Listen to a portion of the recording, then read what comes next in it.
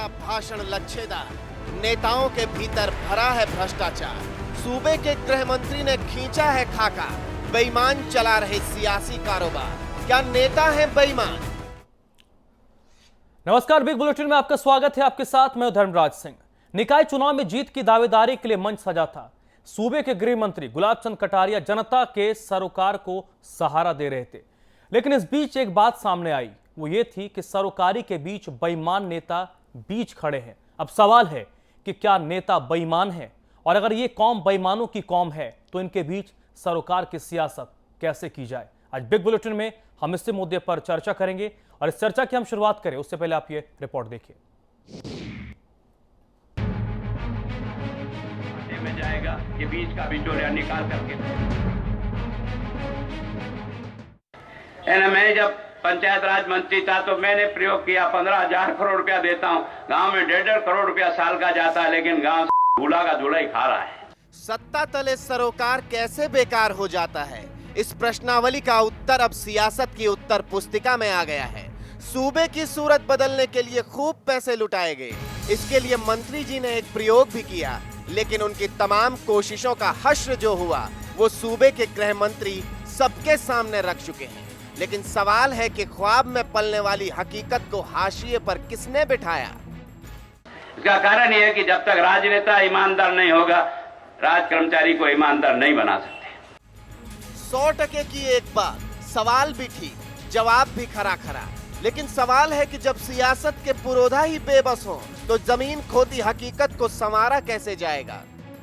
जब राजनेता और दोनों मिलकर के जब खाते हैं तो यार बाड़ी खेत को खा रही है तो रोए किसको। देश बर्बाद के और चला गया। सुना है ओहदा बढ़ने से साख बढ़ती है, और ओहदे के नीचे काम करने वालों का तरीका भी। लेकिन ये सब फोकटिया कहानी है। आज ये भी सुन लिया। मैं आज गृह मंत्री हूँ तो मेरी ऊंचाई कोई 5 फीट 5 से 1 भी बढ़ी क्या आपने 20 साल में देखी? जैसी है वैसी है। कोई नेता बन जाने से, कोई प्रधानमंत्री से उसकी हाइट बढ़ती है, चौड़ाई बढ़ती नहीं। हाँ, फोकट का पैसा घर में जरूर बढ़ सकता है, बाकी तो कुछ नहीं बढ़ सकता है। फिर यार काहे को माथापच्ची कर रहे हो यार? और फिर प्रधानमंत्री जब ये कहते हैं कि आदर्श ग्राम योजना के तहत जुड़कर के सांसद अपने अपने गाँव की का विकास करें, और फिर उसी पर कटारिया जी का भी ये वक्तव्य आता है कि मैंने भी पंचायत राज मंत्री के तौर पर बहुत सा पैसा गाँवों में दिया, और लेकिन वो धूल चाटता रहा। तो इसका तात्पर्य ये है कि राजनेता जो है या फिर वो कटारिया जी की पार्टी से जुड़े हुए जितने भी लोग हैं वो ईमानदार नहीं है। सियासी पन्नों में लिपटी ये हकीकत हताश करने वाली है। लेकिन सवाल है कि बेईमानों के बीच सरोकार की सियासत कैसे करें? उदयपुर से अब्बास रिजवी के साथ ब्रिजेश सिंह, ब्यूरो रिपोर्ट, समाचार प्लस। तो लगातार चर्चा होती है कि राजनीति में भ्रष्टाचार है, और भ्रष्टाचार की वजह से जो पैसा सरकार की ओर से विकास कार्यों के लिए खर्च करने के लिए दिए जाते हैं वो पैसे खर्च नहीं हो पाते हैं, भ्रष्टाचार की भेंट चढ़ जाते हैं। तो ऐसी स्थिति को बदलेगा कौन? आज बिग बुलेटिन में इस मुद्दे पर चर्चा करेंगे, और इस चर्चा में इस वक्त मेरे साथ सुमन शर्मा जी जुड़ रही हैं, भारतीय जनता पार्टी के नेता। सुमन जी, स्वागत है आपका समाचार प्लस पर। और हमारे मैनेजिंग एडिटर अमिताभ अग्निहोत्री जी। सुमन जी, जो बात कही है कटारिया साहब ने, सबसे जो मेरा पहला सवाल है कि क्या आपकी पार्टी उनके बयान से इत्तेफाक रखती है, और अगर इत्तेफाक रखती है तो इसको बदलेगा कौन? देखिए धर्मराज जी और अमिताभ जी, आपको मेरा नमस्कार पहले स्वीकार करें आप। जी नमस्कार। और इस बयान का पोस्टमार्टम या हम लोग एनालिसिस करें उसके पहले मैं एक बात कहना चाहूंगी कि ये बयान हम सब लोग के लिए, जो अंदर हम लोग सब सोच रहे थे, उसको प्रकटीकरण किया है हमारे गृह मंत्री माननीय गुलाब जी ने। कोई आश्चर्यजनक बयान नहीं, लेकिन मैं हिम्मत की दाद देती हूँ उनको कि इतने बड़े ओहदे पे होने के बाद, भारतीय जनता पार्टी के बड़े नेता होने के बावजूद उन्होंने ये हिम्मत दिखाई है। मेरे जैसा कार्यकर्ता तो जो अंदर सोचता था वो बाहर लाया है, तो मैं तो उनको इसके लिए बधाई देती हूँ। और ये कोई पॉलिटिकल एंगल से भी अगर आप लोग इसको ट्विस्ट करके देखोगे तो ये एक बहुत बड़ी हिम्मत है जो हमारे प्रधानमंत्री जी कह रहे हैं कि ना खाऊंगा ना खाने दूंगा, उसी को आगे बढ़ाते हुए उन्होंने ये बयान दिया। मुझे उस कड़ी से जोड़ते हुए ये बयान उनका मुझे लग रहा है, और ये बहुत अच्छी बात है अगर नेता ये मानने लगे, हमारे जो हमारे पथ रास्ता दिखाने वाले लोग हैं, अगर वो इस चीज को स्वीकार करते हैं कि देश के सुधारीकरण की ओर बढ़ता हुआ एक बहुत ही मजबूत कदम दिखता है। जो लोग बातें तो करते, वो कहते हैं ना कि हाथी के दांत दिखाने के और खाने के अलग अलग होते थे। अब मुझे लगता है कि ये स्पष्टवादिता देश के लिए आवश्यकता है, राजस्थान के लिए आवश्यक है और पूरे प्रांत के लिए, सभी जगह के लिए आवश्यक है। शुद्धिकरण की बात एक बार राजीव गांधी ने भी अपने लहजे में की थी कि मैं इतने रुपए भेजता हूं और 10 पैसे गांव में पहुंचता है, लेकिन वो बात को तरीके से रख नहीं पाए और शुद्धिकरण कर नहीं पाए। लेकिन मैं कहती हूँ कि जो कटारिया जी ने बात रखी है, उसका शुद्धिकरण चूंकि ऊपर से प्रारंभ हो गया है और नीचे तक पहुंचेगा। मैं अर्चना जी का बयान सुन रही थी, उन्होंने एक बात कही कि बीजेपी के नेता लोग ऐसे हैं इसलिए ऐसा बयान देते हैं। ऐसे नहीं है बीजेपी के नेता। बीजेपी के नेता ऐसे हैं जिनमें ये हिम्मत है कि भ्रष्टाचार को खत्म करेंगे, इसलिए ऐसा बयान देते हैं। ये हिम्मत तभी होती है कांग्रेस। चलिए सुमन जी, हम कांग्रेस पार्टी के जब प्रतिनिधि आएंगे उनसे ही सवाल पूछेंगे, क्योंकि मामला दोनों तरफ है। अमिताभ जी के पास मैं आऊंगा। अरे एक बात पूछना चाहूंगी, मैं अमिताभ जी से एक बात पूछना चाहूंगी धर्मराज जी कि इस विषय को अमिताभ जी इस दिशा में ले जाइएगा कि एक बहादुर नेता का एक बहादुर बयान, जो देश के लिए मरना चाहता है, राज्य के लिए मरना चाहता है। हम कितने भी एंगल से देखेंगे, बहुत एंगल दिखेंगे। उन्होंने बहुत अच्छी कोशिश की जब पंचायती राज में मंत्री थे और उन्होंने अपनी कोशिश को बताई, क्योंकि नेता भ्रष्ट होता है तो अधिकारी भी भ्रष्ट होते हैं। हम लोग ये कह के बच जाते हैं कि अधिकारी नेता को भ्रष्ट करता है या नेता अधिकारी को भ्रष्ट करता है, लेकिन एक बहुत अच्छी बहस हुई है और इसको सार्थक दिशा में ले जाएंगे। तो मुझे लगता है चूंकि आपके चैनल गांव गांव ढानी ढानी में जाता है, तो ये बहस सही दिशा में जाए। इसको भारतीय जनता पार्टी कांग्रेस के एंगल से नहीं देखे, एक अच्छे देश की सोचने वाला, राज्य की सोचने वाले के बयान के रूप में देखना चाहिए। मेरा ये मानना नहीं, बिल्कुल। गुलाब चंद कटारिया साहब ने जो कहा है, इस तरीके के बयान देश के कई नेताओं ने भी दिया है। लेकिन अमिताभ जी, एक नेता इस तरीके से अगर कहते हैं, लेकिन उन्होंने इससे खत्म कैसे किया जाए उसको लेकर उन्होंने कुछ नहीं कहा। देखिए, वही बातें हैं, जब आप विपक्ष में होते हैं तब इस ढंग की बात कहना एक सरल बात है, स्वाभाविक बात है। आक्षेप भी लगा दीजिए, सत्तारूढ़ पार्टी पर चलता है। लेकिन जब आप खुद सत्ता में होते हैं तो आपके बोले का वजन बढ़ जाता है, उस पर जिम्मेदारी भी आयत होती है, आपके कंधे पर एक बोझ आता है। अभी तक तो चलिए पत्रकार, मीडिया कहती थी, जनता कहती थी, कार्यकर्ता छुटपुट कहते थे कि भाई फला अधिकारी भ्रष्ट है, फला मंत्री रुपया खा रहा है, तो चलिए बात आई गई भी कर सकते थे। लेकिन अगर हाकिम नहीं मान लिया कि हां भ्रष्टाचार है, तो अब तो अगला सवाल अगले दिन से आपका टाइम शुरू होता है। अब अगर बच्चन साहब की उसमें कहूं केबीसी की भाषा में, तो टाइम शुरू हो गया कटारिया जी का। तो अब तो जनता पूछेगी, भाई आपने जब मान लिया कि भ्रष्टाचार है, बाढ़ को खेत ही बाढ़ को खा रहा है, बाढ़ ही खेत को खा रही है, तो फिर इसका कोई समाधान तो ढूंढना सरकार को पड़ेगा। जो लोग सरकार में बैठे हैं उनके ऊपर फिर दो जिम्मेदारी, एक जिम्मेदारी में पार्टी और सरकार दोनों शामिल होते हैं कि जो पॉलिटिकल लीडरशिप है सरकार की वो भ्रष्ट ना हो, और दूसरी जिम्मेदारी केवल सरकार की होती है कि ब्यूरोक्रेसी भ्रष्ट ना हो।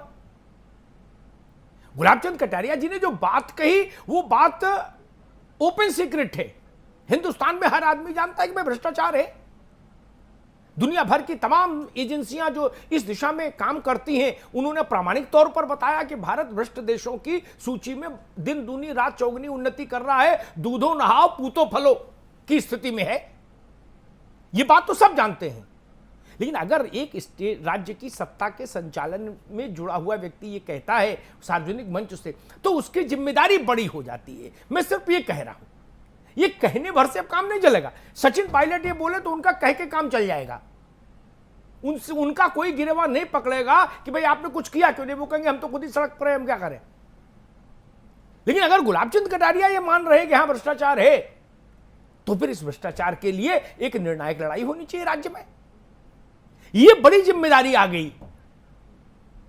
गुलाब जी ने बात तो अच्छी कही, मन खुश करने वाली कही, मैं उनका स्वागत भी करता हूं, लेकिन ये केवल एक वैराग्य सा भाव नहीं होना चाहिए कि अब क्या करें भाई, सभी कुएं में भांग पड़ी, ये भाव करके निकलना नहीं चाहिए।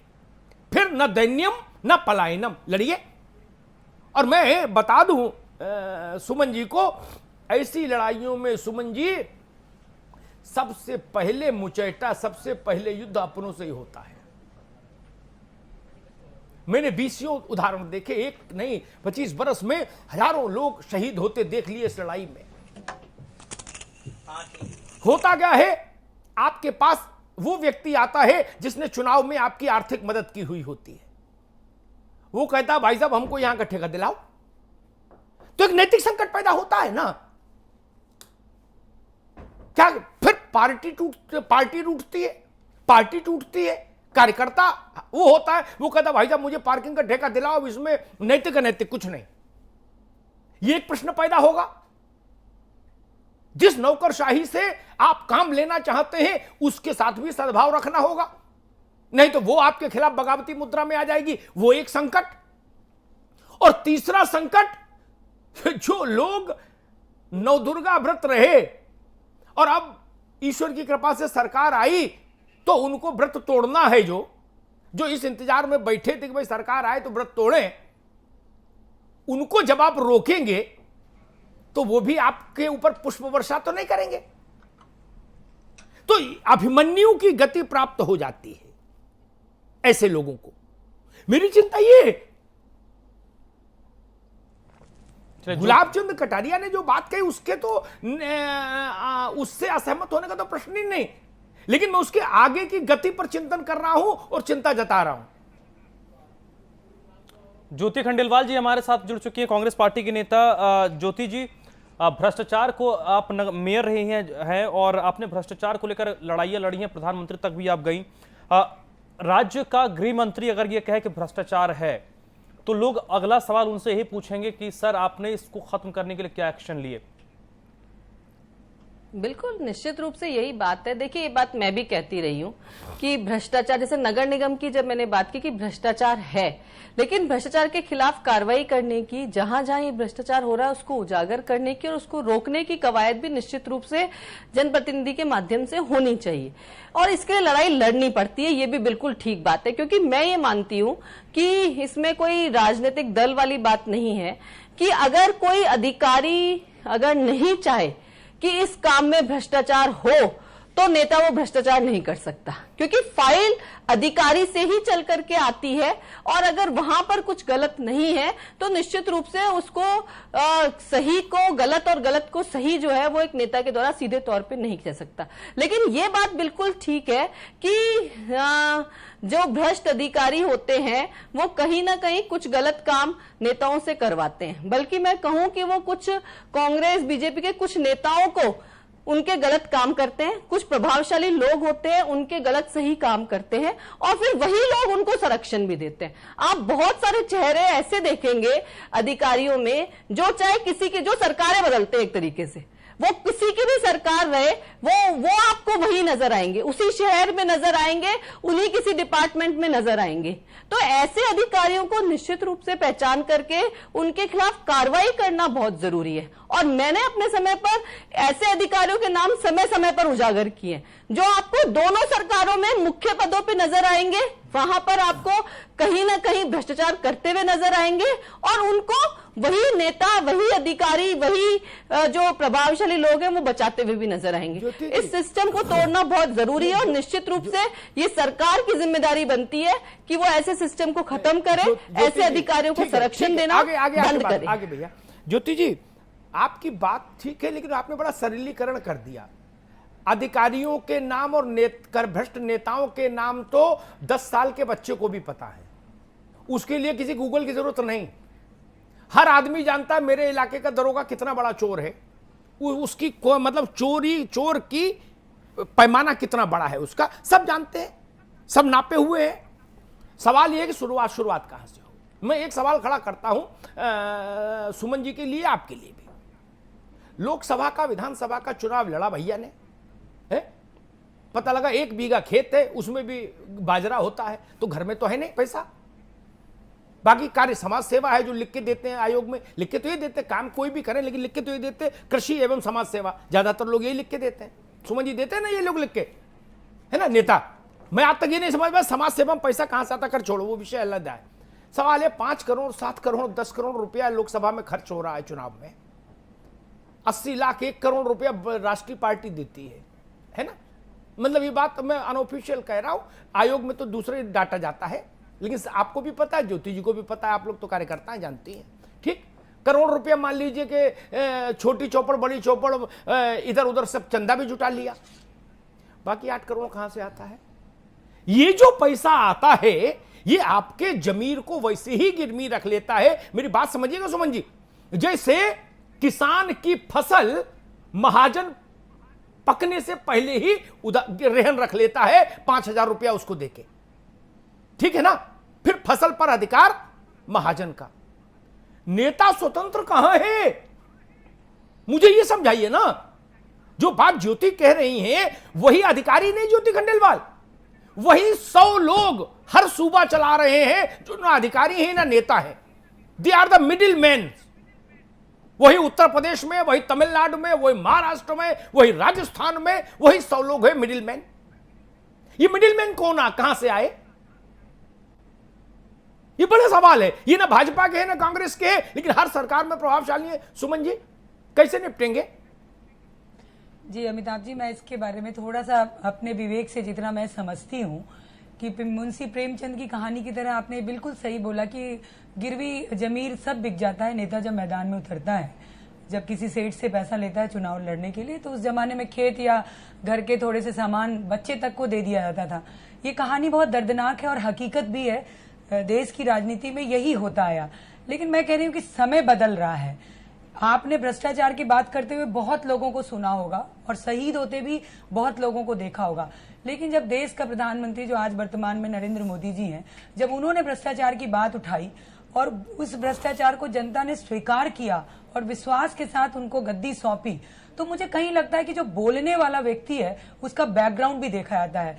उसी तरह मैं राजस्थान में यदि आती हूँ तो गुलाब जी का बोलना या और किसी के बोलने में अंतर ये है कि गुलाब जी बोल रहे हैं तो उनके बैकग्राउंड को भी लोग देख रहे हैं कि ये बोलने की हिम्मत और ये करने की हिम्मत बहुत बड़ी, ये केवल बचकाना बयान या मजे लेने के लिए, टीआरपी बढ़ाने के लिए नहीं है। ये हकीकत एक कोशिश ईमानदारी से की जा रही है कि गुलाब जी बोलते हैं तो ईमानदारी का मतलब वो समझते हैं। वो राजस्थान में ईमानदार नेताओं के शुमार में उनकी गिनती होती है कि एक ईमानदार व्यक्ति, तो उसके बात का वजन भी होता है अमिताभ जी, इसलिए लोग विश्वास करते हैं। अब आपका दूसरा सवाल है कि आप करोगे क्या? केवल डायलॉग डिलीवरी कर रहे हो। हम डायलॉग डिलीवरी नहीं कर रहे हैं। हमने केंद्र में कमिटमेंट किया है और उसकी धारा अब नीचे आएगी, प्रांत तक आएगी। शुद्धिकरण का काम प्रारंभ हुआ है। हमारे मंत्रियों का बयान आ रहा है और इसीलिए आ रहा है कि भ्रष्टाचार से हम निपटेंगे। उस जो मकर जाल में 65 साल में आजादी के बाद देश जो जकड़ा हुआ है, इसको निकालेंगे। शुरुआत तो करनी पड़ेगी। अच्छा नहीं लगता है कि हम गृह मंत्री और हम ही बोल रहे हैं कि भैया हम क्या करें। उन्होंने लाचारी वाला बयान नहीं दिया है। उन्होंने क्या करोगे, कितना साइज बड़ा कर लोगे, प्रधानमंत्री बनने से कोई ये नहीं। जेब की ताकत कमजोर करो, अपनी जुबान की ताकत मजबूत करो। यही तो बात समझा रहे हैं वो जनता को भी और बाकी लोग को भी सारे में समझाने की कोशिश कर रहे हैं।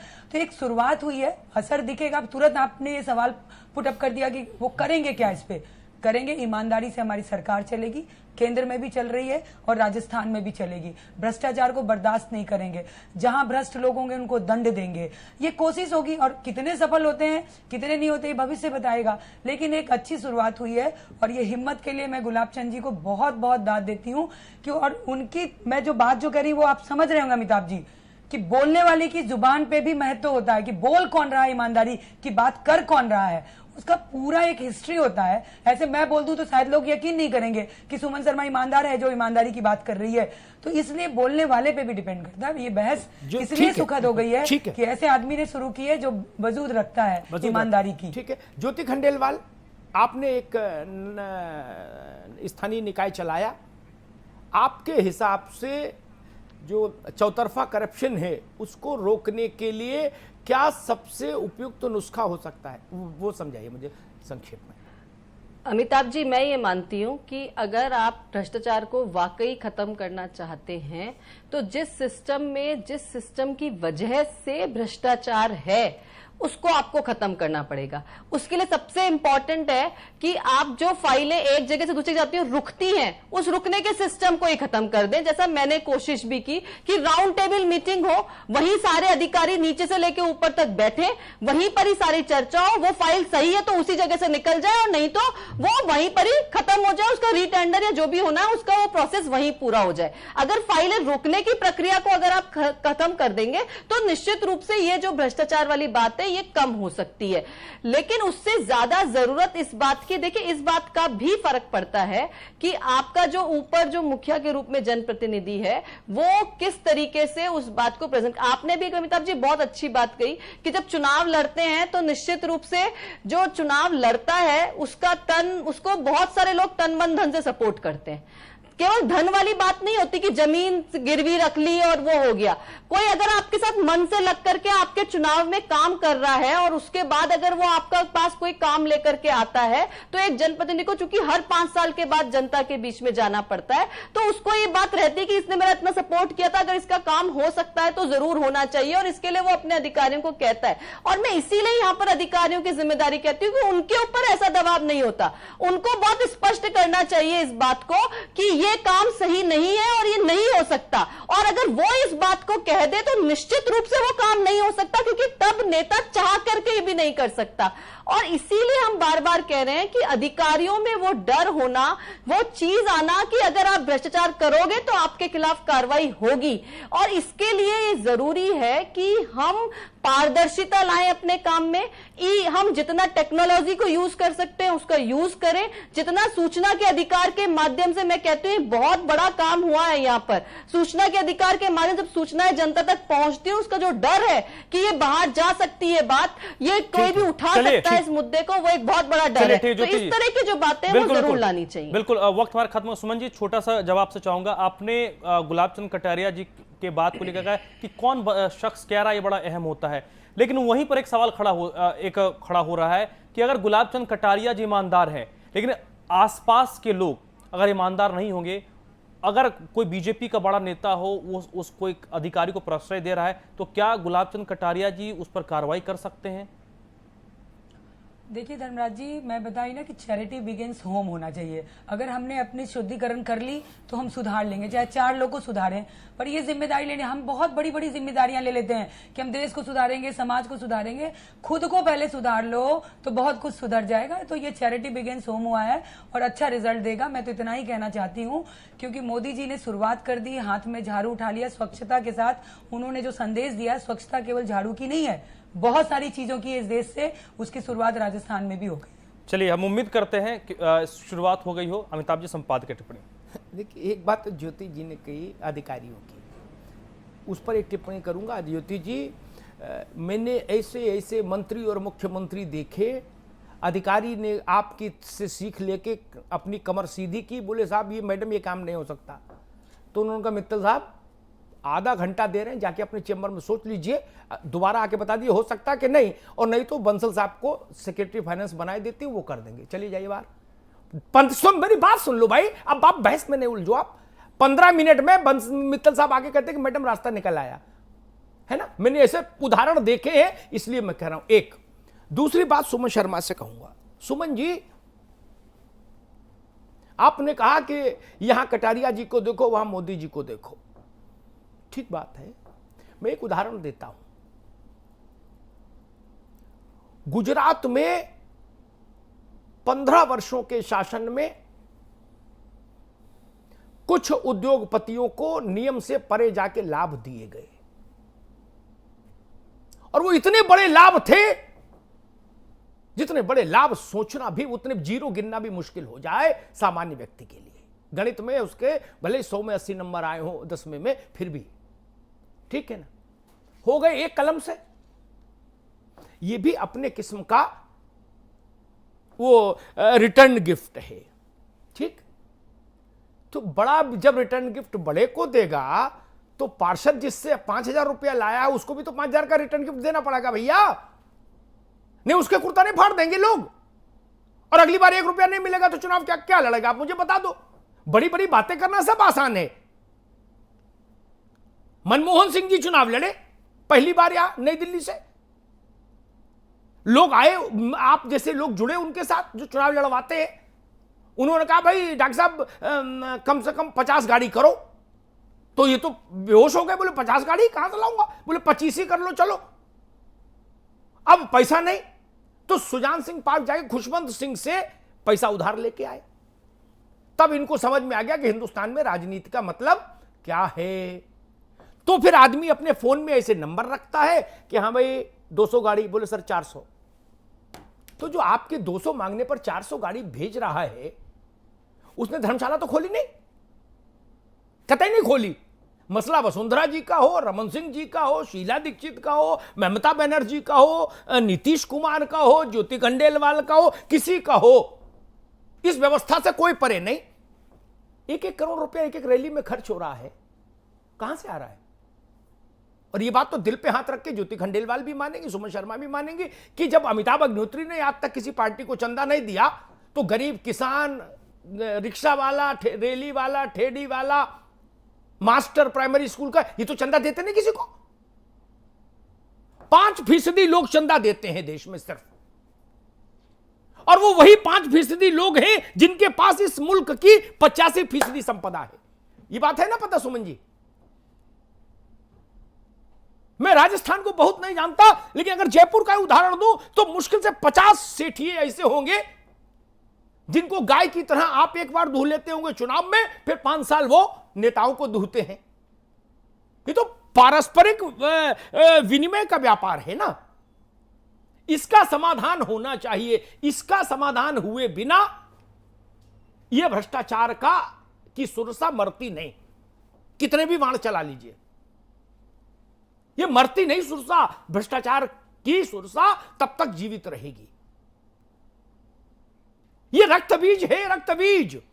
एक को मारेंगे, उसका रक्त जहां गिरेगा हजारों पैदा हो जाएंगे। मध्य प्रदेश में एक व्यापम घोटाला हुआ, आपको पता है उसमें एक एक सदस्य की नियुक्ति के लिए कहां कहां से सिफारिश आ गई। एक संघ के बड़े पदाधिकारी का नाम भी आ गया। ये एम्बुलेंस जैसी छोटी चीज आपके स्टेट में सुमन जी, कौन कौन, गुलाम नबी, चिदंबरम जैसे लोग बीच में आ गए, बताइए। चिदंबरम साहब को कोई कमी थी क्या? लेकिन वो राजस्थान में एम्बुलेंस में अपने लड़के को कुछ करवाए थे ना। क्या मसला था, क्यों था? ये समस्या है। इससे कैसे निजात आप पाएंगे? और जब बड़े एहसान चुका रहे हैं प्रधानमंत्री के स्तर पर, मुख्यमंत्री के स्तर पर, तो आप पार्षद से, विधायक से ये कैसे प्रतिबंध लगा सकते हो कि भाई आपको किसी ने भी फाइनेंशियल मदद की हो, आप उसको रिपे नहीं करेंगे? और जब भी रिपेमेंट की बात आती है तो स्वाभाविक है नियम विरुद्ध काम ही होगा। नियम का काम तो अपने आप हो जाएगा, उसमें किसी के एहसान की जरूरत क्या? मुझे ड्राइविंग लाइसेंस बनवाना है, मुझे ड्राइविंग आती है, 1 दिन में नहीं बनेगा, 15 दिन में बन जाएगा, बन ही जाएगा ना। लेकिन जब मुझे कहीं खास जगह की जमीन चाहिए होगी और उसके लिए मास्टर प्लान में अमेंडमेंट कराना होगा, तब तो फिर मेरा मुख्यमंत्री का प्रिय होना जरूरी है। यह सवाल है यहां। गुलाब जी ने जो बात छेड़ी उसका समर्थन, लेकिन बात को यहीं पर उनको खत्म नहीं करना चाहिए था कि भाई काहे को इतना माथा पच्ची कर रहे हो, कोई कद थोड़ी ना बढ़ जाता है। यह बात कबीर का दर्शन ठीक है कि भाई कफन में जेब लगाओ, इन जेबों से कुछ नहीं होगा। यहां तक तो बात दार्शनिक हो गई। अब बात आती है कि नेक्स्ट क्या। गुलाब ये बात आसारा मुरारी बापू कहे वो अच्छी लगती है। गुलाबचंद कटारिया मतलब सरकार इसके आगे की बात हमको बताए कि हम ये कर सकते हैं, और हमारे जो शंका है, हमारी जो अतीत से हमने सीखा है, देखा है, उसका निराकरण करें। मूल बात यही तो है ना। सुमन जी आपने भी देखा होगा, ज्योति जी आपने भी देखा होगा, आप लोगों को भी इतने वर्ष हो गए, एक एक दरोगा के खिलाफ कार्रवाई करने जाओ तो पता नहीं लगता कहां कहां से फोन बजने लगता है। गलत कह रहा हूं क्या? ऐसे ऐसे बड़े बड़े लोग, आप अंदाज नहीं लगा सकती कि अरे बाप रे बाप, इतना बड़ा आदमी भी इसके साथ इसके लिए सिफारिश कर सकता है, क्योंकि पता लगता है उस दरोगा ने कभी किसी एफआईआर में उसको ओबलाइज किया हुआ है किसी केस में। ये जब तक आप नहीं सुधारेंगे, और इतना निर्मोही कोई हो कैसे सकता है? राजनीति की रपटीली राह में इतना निर्मोही हो जाएंगे तो अभिमन्यु की तरह मार दिए जाएंगे खट से। ये जिंदगी भर दरी बिछाते रहेंगे। आपको मैगी की तरह 2 मिनट मैगी तरक्की भी करनी है। पार्षद से एमएलए से एमपी से मंत्री, हर आदमी सयाना है। सांवरलाल जी जयपुर में थे तो दूसरी मुद्रा में थे, दिल्ली गए तो दूसरी मुद्रा में आ गए, वो भी इतने समझदार निकले। सांवरलाल जाट किसी मंदिर में अर्चना करके मंत्री बने, और प्रसाद दूसरे मंदिर में चढ़ा है दिल्ली जाके। इतना समझदार तो आदमी है ना इस देश का। जब सांवरलाल जी को इतनी समझ है तो बाकियों को क्यों नहीं होगी जी। ये जो मंदिरों में प्रसाद चढ़ाने की प्रथा है, इसका क्या निराकरण, ये गुलाब जी को सोचना होगा। अगर वो इस उम्र के इस पड़ाव में, गुलाब जी के पास अब खोने को कुछ नहीं, लड़ सकते हैं एक लड़ाई। अब मुख्यमंत्री तो होने से रहे, अभी जो हो गए गृह मंत्री हो गए, भाई ठीक है अधिकार कम है लेकिन चलो लिखा पढ़ी में हो गए ना। अब तो निष्ठा के साथ लड़ ले। लेकिन एक बात कहूंगा, मैं चाहूंगा कि वो विजयी हो, लेकिन एक बहुत डरते डरते एक बात कह रहा हूं, अगर इन्होंने किसी झोंक में आके किसी सर्किल ऑफिसर पर भी हाथ डाल दिया ना, तो पता नहीं, अल्लाह खुदा खैर करे, क्या स्थिति बने राजस्थान में। इसलिए भ्रष्टाचार नहीं रुकता यहां। ये केवल तब रुक सकता है जब शिखर से इस बात का कमिटमेंट हो कि आप करिए, हम कोई हस्तक्षेप नहीं करेंगे। जब तक ये कमिटमेंट नहीं हो सकता, नीचे से भ्रष्टाचार की गंगोत्री को बंद नहीं किया जा सकता। ये पानी की टंकी में लगने वाला बल्ब नहीं है कि बल्ब लगा दिया अब आगे नहीं पानी फैलेगा, नहीं। ये तो सर्वोच्च शिखर पर बैठा व्यक्ति जब ये तय कर ले कि नीचे वालों को छूट, कोई सिफारिश नहीं, कोई दखल नहीं, आप अपने हिसाब से करो, तब जाके परिणाम आएगा। देखते हैं, गुलाब जी ने अच्छी बात कही, हम लोग उनके साथ हैं, इस भाव के साथ हैं कि भ्रष्टाचार पर लगाम लगनी चाहिए। बहुत बहुत धन्यवाद। तो चलिए आज के इस चर्चा में अभी बस इतना ही। ज्योति खंडेलवाल जी बहुत बहुत शुक्रिया चर्चा में जुड़ने के लिए। सुमन जी आपका भी बहुत बहुत शुक्रिया। अमिताभ जी आपका भी बहुत बहुत शुक्रिया। तो फिलहाल बिग बुलेटिन में अभी बस इतना ही।